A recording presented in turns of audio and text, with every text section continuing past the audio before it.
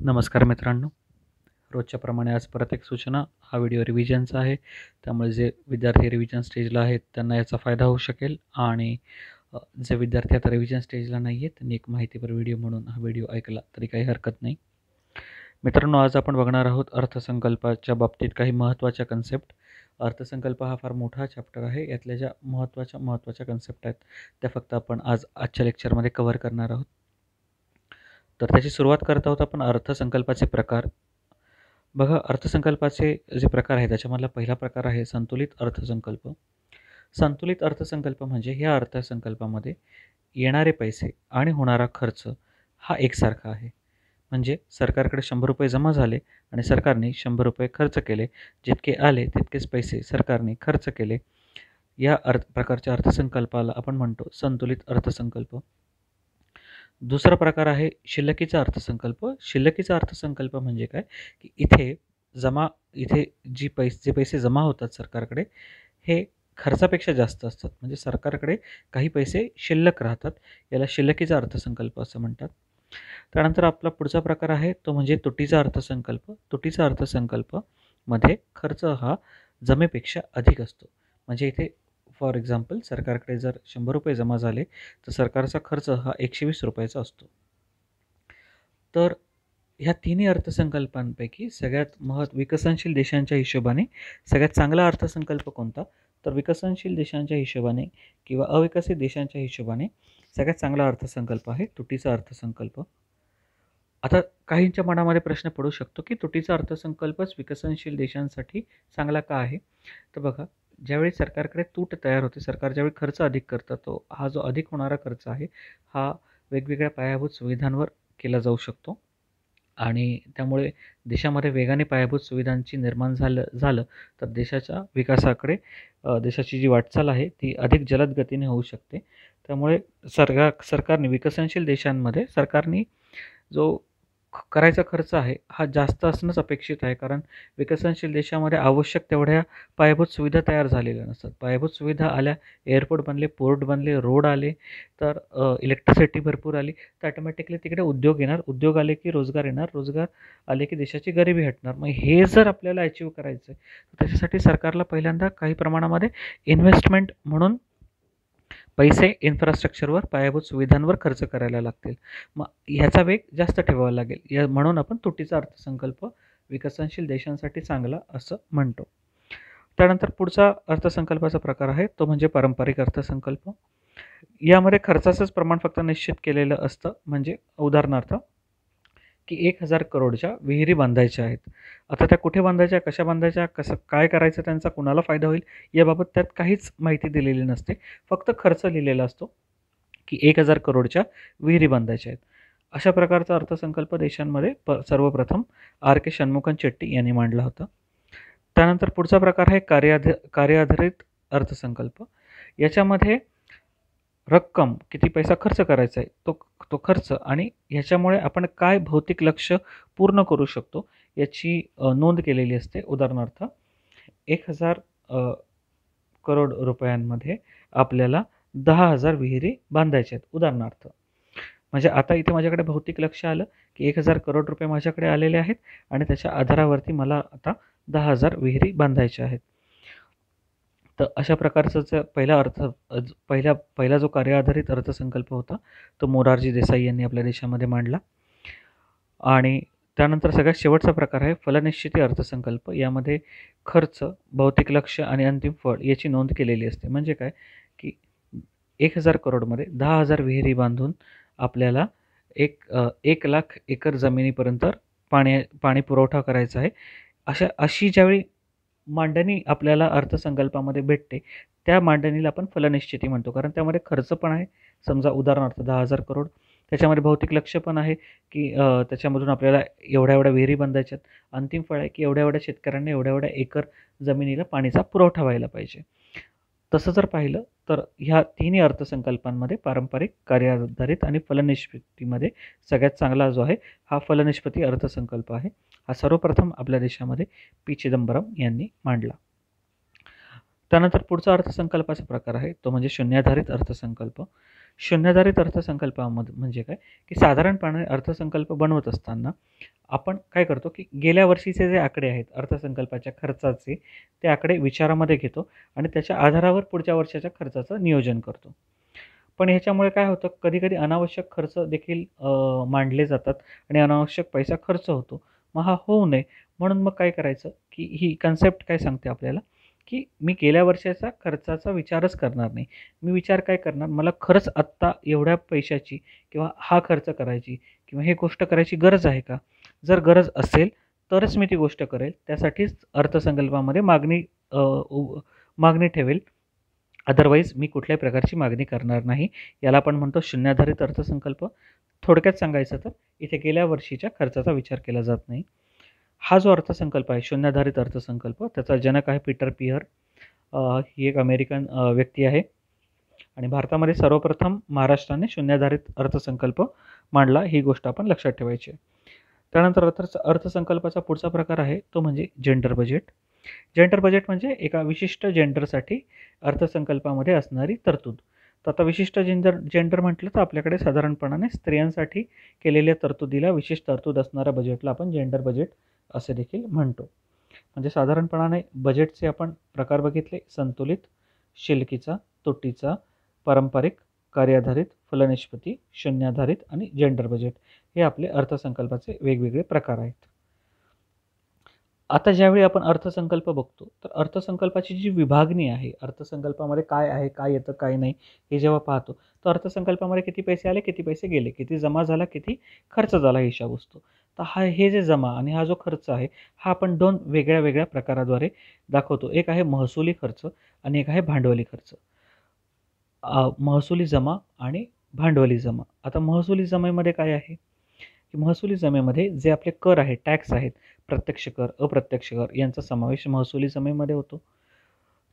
Plus जे करेतर उत्पन्न आहे, ज्याच्यामध्ये आपल्याला व्याजप्राप्ती, नफा म्हणजे ज्या कुठल्या सार्वजनिक क्षेत्रातील कंपन्या आहेत त्यांचा नफा, सार्वजनिक क्षेत्रातील कंपन्यांकडनं, बँकांकडनं मिळणारा लाभांश यांचा महसुली जमेमध्ये समावेश होतो.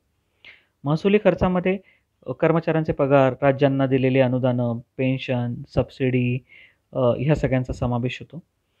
तर भांडवली जमेमध्ये जे अंतर्गत किंवा बहिर्गत घेतलेले कर्ज आहे, निर्गुंतवणुकीचा पैसा आहे याचा समावेश होतो आणि भांडवली खर्चांमध्ये पायाभूत सुविधा, कर्ज देणे इत्यादींचा समावेश होतो.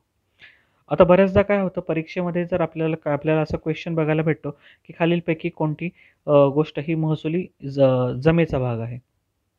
तर पैसा जमा होतो हे तर आपण पटकन ओळखू शकतो, पण पैसा भांडवली आहे की महसुली आहे हे कळणं थोडंसं अवघड आहे. तर त्याच्यासाठी एक छोटीशी ट्रिक मी तुम्हाला सांगतो. कदाचित तुमच्यापैकी काही जणांना ही आधीपासून माहिती असेल.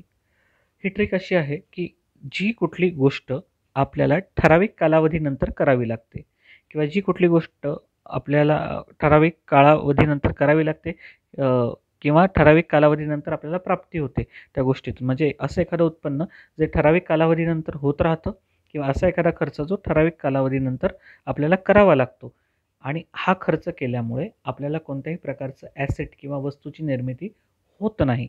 अशी जर गोष्ट असेल तर तो जो खर्च आणि ती जी जमा आहे ही बनते महसुली जमा किंवा महसुली खर्च. परत एकदा सांगतो, जी जमा किंवा जे तुमचं उत्पन्न आणि जो तुमचा खर्च ठराविक कालावधीनंतर आपल्याला परत करावा लागतो तर त्याला आपण म्हणतो महसुली जमा किंवा महसुली खर्च. हा महसुलाचा भाग झाला.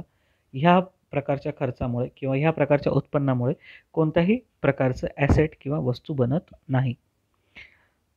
याच्या उलट भांडवली आहे. भांडवली जमा किंवा भांडवली खर्च हा आपला वन टाईम खर्च आहे. एकदाच तो खर्च होतो किंवा एकदाच ते उत्पन्न भेटतं आणि ह्या खर्चामधून ॲसेट बनतं. या खर्चामधून पायाभूत सुविधा बनतात.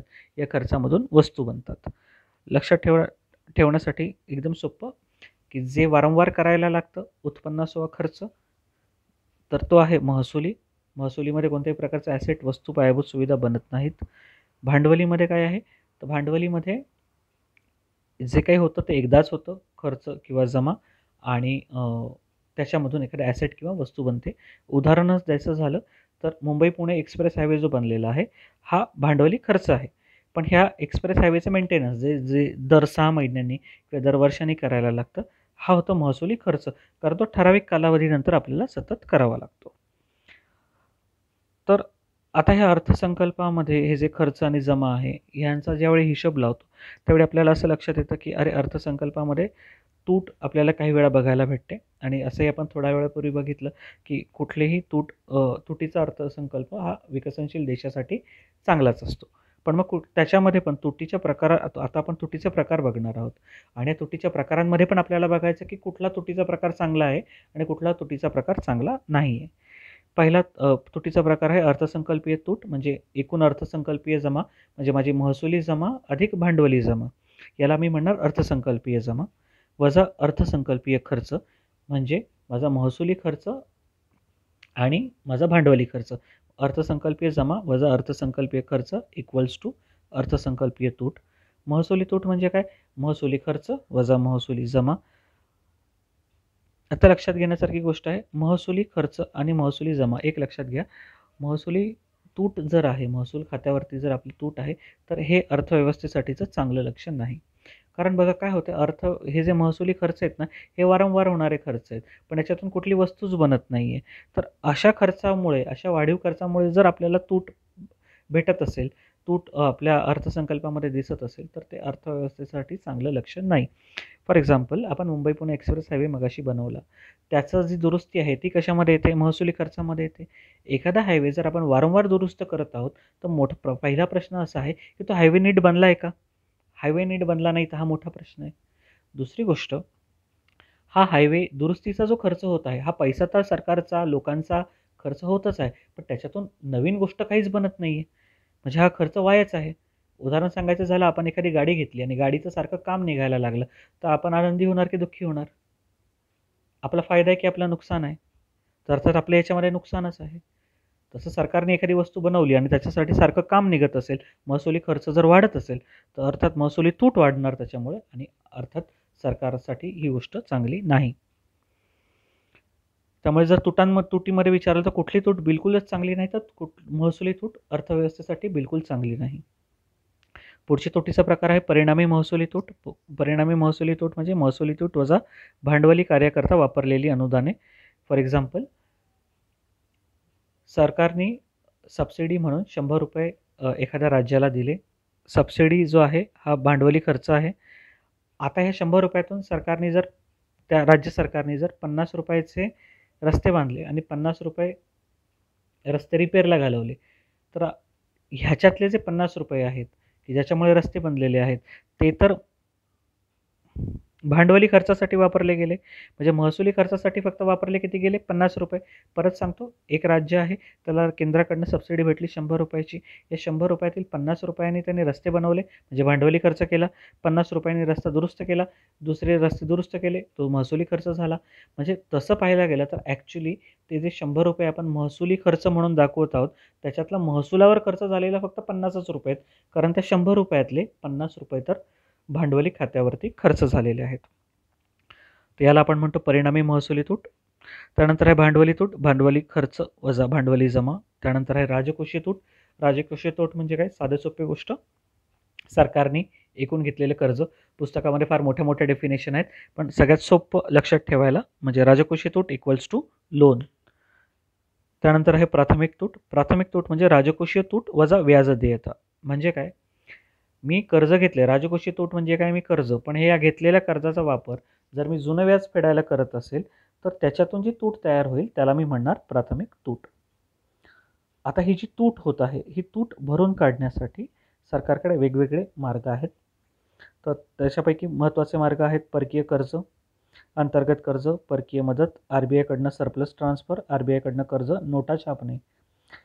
तर बघा, परकीय कर्ज तूट भरून काढण्यासाठी आपण परकीय देशातून कर्ज घेऊ शकतो का? हो, घेऊ शकतो. परंतु परकीय कर्ज घेणं हे प्रत्येक वेळी चांगलं असेलच असं नाही. कारण आपण एखाद्याकडनं कर्ज घेतलं तर आपण त्याच्या उपकाराखाली दबले जातो आणि मग समोरचा आपला फायदा घेण्याची शक्यता दाट आहे.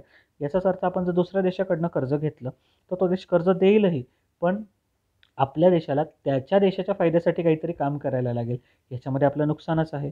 दुसरी गोष्ट, परकीय कर्ज आपल्याला भेटणार विदेशी चलनामध्ये, ते रिटर्न पण करायचे विदेशी चलनामध्ये. याच्यामध्ये पण आपलं नुकसानच आहे. त्यामुळे तुटीचा अर्थ भरण्याचा परकीय कर्ज हा जरी मार्ग असला तरी तो फारसा वापरला जात नाही. त्यानंतर आहे अंतर्गत कर्ज. अंतर्गत कर्ज म्हणजे देशांतर्गत वेगवेगळ्या संस्थांकडनं घेतलेलं कर्ज. त्याच्यानंतर आहे परकीय मदत. परत परकीय मदत कशी येते त्याच्यावर पण अवलंबून आहे, की परकीय देशांनी जर एखाद्या अटीसकट मदत केली तर परत आपल्या देशाच्या सार्वभौमत्वावरती हा घाला आहे. कारण ती मदत अटीसकट आली म्हणजे आपल्याला त्या देशाचं ऐकायला लागेल आणि आपण तर सार्वभौम देश आहोत. आपण दुसऱ्याचं कसं ऐकणार? त्यामुळे परकीय मदत अनलेस अँड अंटिल खूपच गरजेचं आहे, ऑप्शनच नाही आहे, तर ती घेतली जाते. त्यानंतर RBIकडनं सरप्लस म्हणजे RBIचा जो नफा आहे, तुम्ही कालच बातमी वाचलेली असेल, तर तो जो सरप्लस आहे तो ट्रान्सफर केला जातो. RBIकडनं कर्ज घेतलं जातं आणि नोटा छापणं हा उपाय कोणीही करत नाही. जो शहाणा देश आहे तो तूट भरून काढायला नोटा छापायचा प्रकार करत नाही. कारण होतं काय नोटा छापण्या अतिरिक्त नोटा छापण्यामुळे? अतिरिक्त नोटा जसं आपण छापायला लागू, तसं बाजारातला पैशाचा पुरवठा वाढेल आणि जसं पैशाचा पुरवठा वाढेल, तसं पैशाची व्हॅल्यू कमी होत जाईल. देशामध्ये प्रचंड महागाई होईल. त्यामुळे नोटा छापायचा वापर कोणताही शहाणा देश करत नाही. अतिरिक्त नोटा छापून झिम्बाब्वेची आणि व्हेनेझुएला या 2 देशांची अर्थव्यवस्था बरबाद झालेली आहे.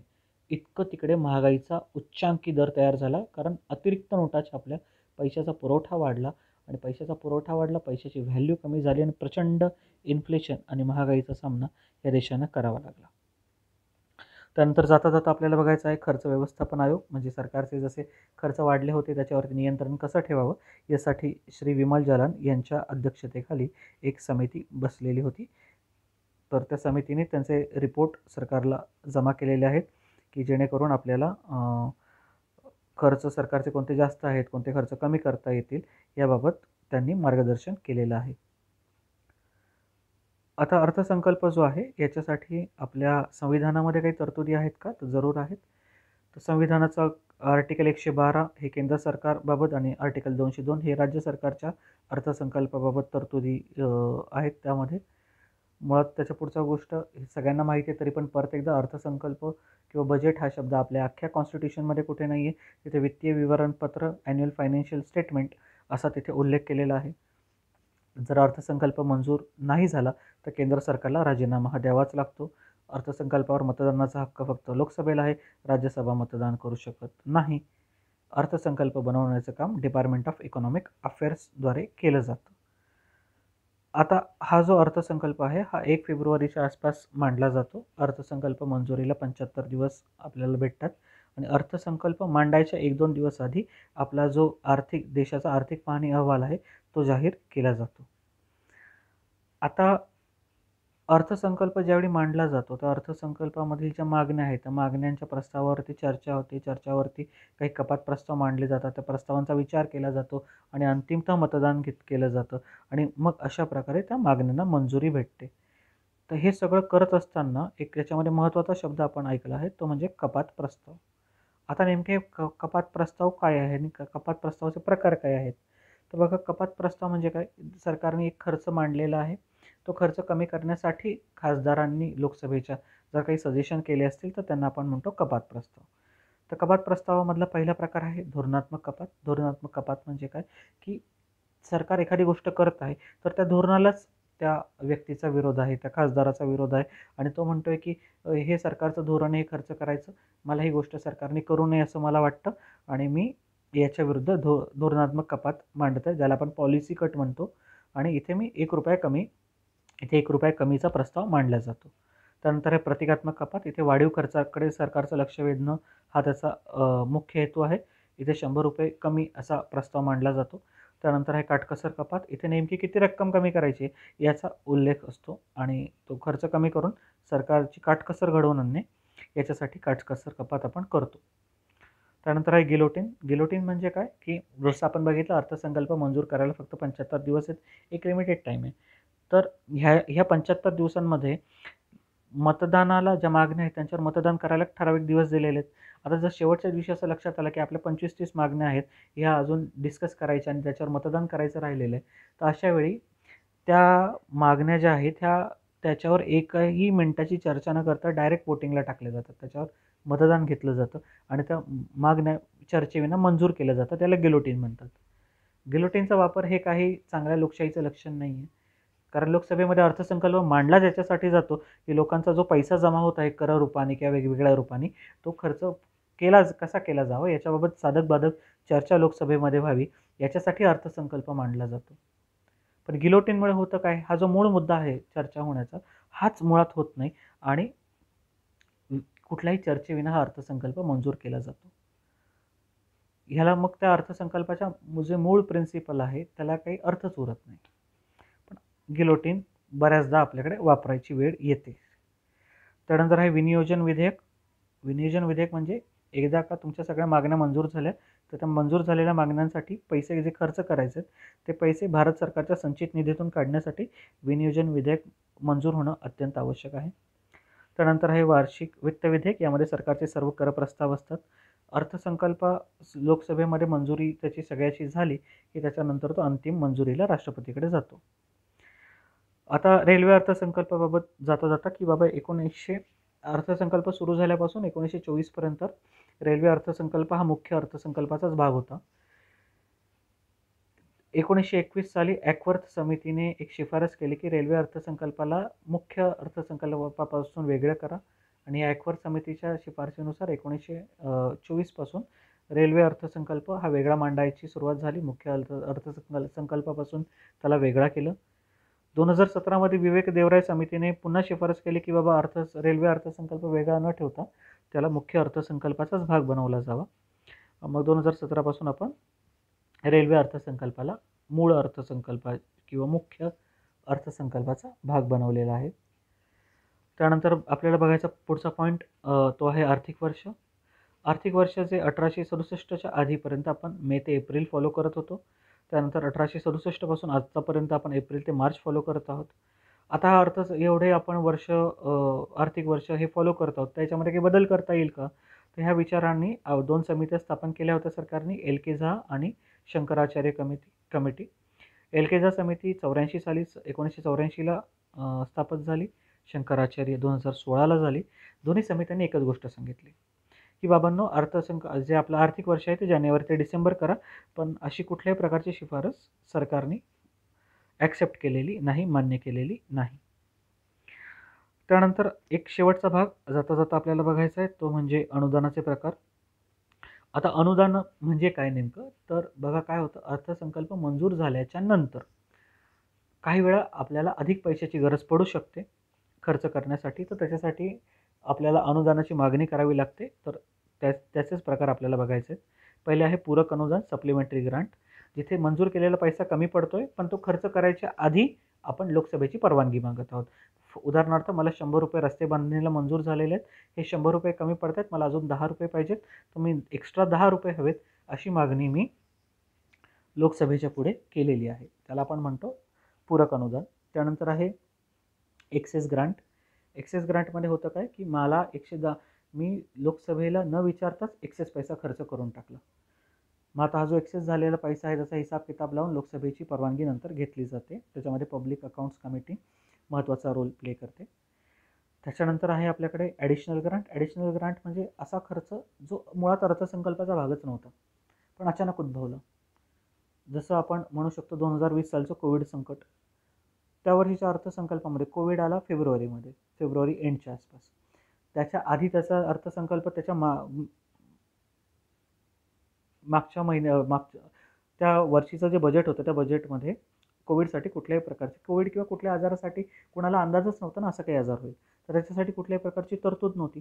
पण फेब्रुवारी महिन्यामध्ये जसा कोविड आला तसं आपण ॲडिशनल ग्रांट वाढीव अनुदानाच्या द्वारे खर्च मंजूर केला आणि कोविडसाठी कार्य करायला चालू केलं. आपण ही वाट नाही बघितली की पुढच्या वर्षीचा अर्थसंकल्प येईल आणि मग आपण कोविडसाठी खर्च करू. हे ॲडिशनल ग्रांट म्हणजे काय की असा खर्च जो मूळ अर्थसंकल्पाचा भागच नाही आहे पण तो खर्च आपल्याला आता करावा लागणार आहे. त्यानंतर आहे टोकन ग्रांट. टोकन ग्रांट म्हणजे एका कामासाठी अलॉट केलेला जो पैसा आहे, दिलेला पैसा आहे, हा दुसऱ्या कामासाठी वापरला. म्हणजे रेल्वेसाठी पैसा मंजूर केला होता पण काही कारणाने रस्ते बांधणीला पैशाची जास्त गरज होती, मग सरकारने रेल्वेचा खर्च रस्ते बांधणीकडे वळवला. याला आपण म्हणतो टोकन ग्रांट. तर साधारणपणाने आपण अख्ख्या अर्थसंकल्प चॅप्टरचा जेवढा शक्य आहे तेवढा धावता आढावा परीक्षेच्या दृष्टीने घेतलेला आहे. मला वाटतं हा आढावा तुम्हाला मदत करेल. परत सांगतो रिव्हिजनचं लेक्चर आहे, वेळ कमी आहे त्यामुळे फटाफट रिव्हिजनमध्ये आपण हे करू आणि नंतर आपण याचं डिटेल ऑडिओ व्हिडिओ जे शक्य होईल त्याप्रमाणे बनवत जाऊ. धन्यवाद.